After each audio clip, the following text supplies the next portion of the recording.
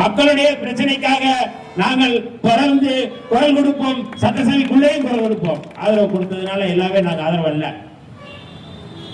2 உறுப்பினர்கள் தேவை. காங்கிரஸ் ஆதரவு கொடுத்து விட்டது.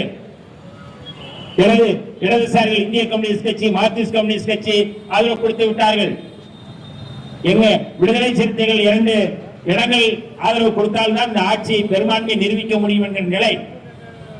நம்முடைய தலைவர் எழுச்சி தமிழர் தொல்காப்பியன் திருமாவளவன் அவர்களுக்கு மரியாதைக்குரிய விஜய் அவர்கள் ஆதரவு கேட்டு கடிதம் எழுதியிருந்தார் 9ஆம் தேதி.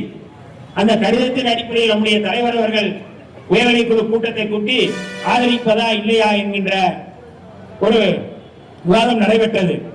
அப்பொழுது சொன்ன 2 செய்திகள் மிக முக்கியமானது. ஏன் ஆதரிக்க வேண்டும் என்கின்ற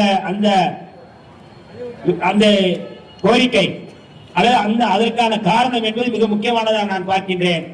எப்படியாவது RSS பாஜக கவர்னர் என்கிற பெயரில, கவர்னர் ஆட்சி என்கின்ற பெயரில அவர்கள் ஆட்சி அமைக்க முயற்சி செய்கிறார்கள் என்கின்ற மிக முக்கியமான செய்தி.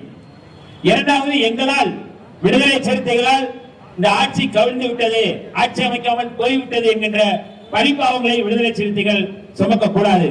இந்த 2 காரணங்களை சொல்லிதான் இந்த ஆதரவை நம்முடைய தலைவர் அவர்கள் அறிவித்திருந்தார்கள்.